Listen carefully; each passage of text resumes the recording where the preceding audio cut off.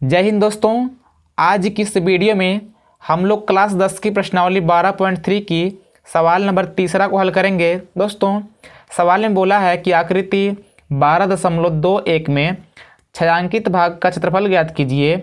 यदि A B C D भुजा 14 centimetre का एक वर्ग है तथा ए पी बी और बी पी सी दो अर्धवृत्त हैं, यानी कि यहाँ पे कुछ इस प्रकार का फिगर है। और दोस्तों बोला है कि ए बी सी डी एक वर्ग है जिसकी प्रत्येक भुजा 14 सेंटीमीटर है। कितने दोस्तों?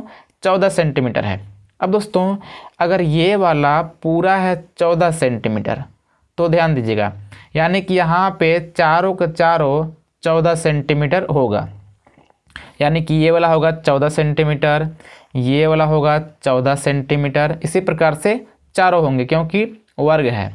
अब दोस्तों अगर इस छायांकित भाग का क्षेत्रफल निकालेंगे तो यहाँ बोला है कि ए पी डी और बी पी सी एक अर्धवृत्त है, यानी कि आधा आधा मिला करके दोनों एक ठो वृत्त हो जाएंगे।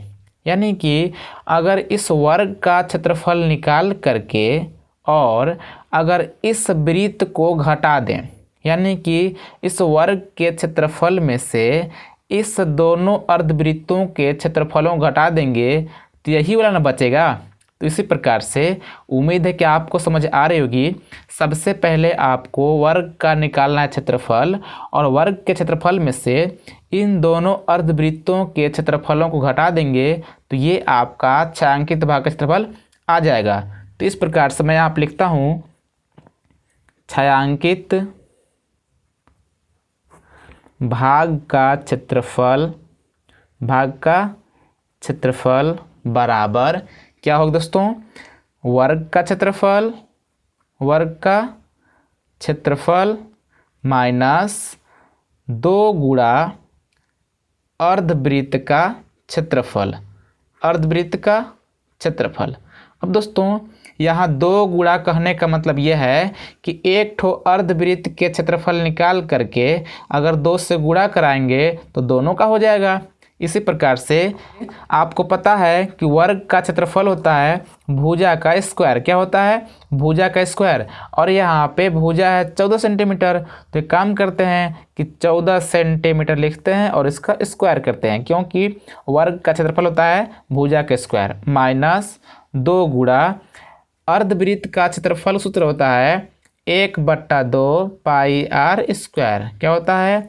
1/2 पाई आर स्क्वायर।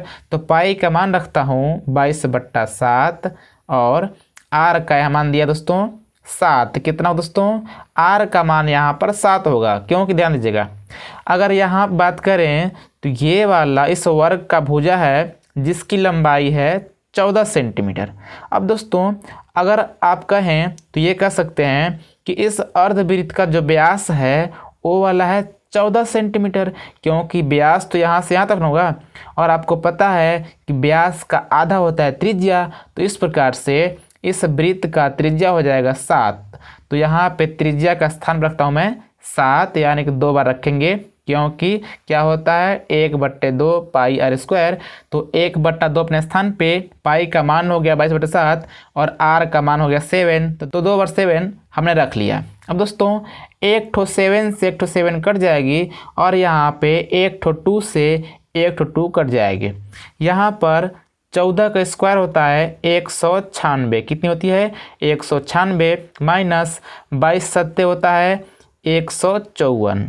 इस प्रकार से अगर आप घटाएंगे तो हो जाएगा 42 सेंटीमीटर स्क्वायर। दोस्तों ये सवाल एकदम छोटा थी और बहुत ही आसान थी। उम्मीद करता हूँ कि आपको ये सवाल एकदम आसान भाषा में समझ आई है। अगर समझ आई हो तो इस वीडियो को प्लीज़ लाइक करके चैनल को सब्सक्राइब करके बेल आइकन प्रेस कीजिए, क्योंकि आपने देखा कि हमने इस सवाल के लिए बहुत सारा मेहनत किया है, क्योंकि सबसे पहले हमने इस फिगर को बनाया है ताकि आपको ये सवाल एकदम आसान भाषा में समझ में आ सके। सो फ्रेंड्स प्लीज़ लाइक कर चैनल को सब्सक्राइब कीजिए। मिलते हैं किसी और वीडियो में, तब तक नमस्कार, जय हिंद।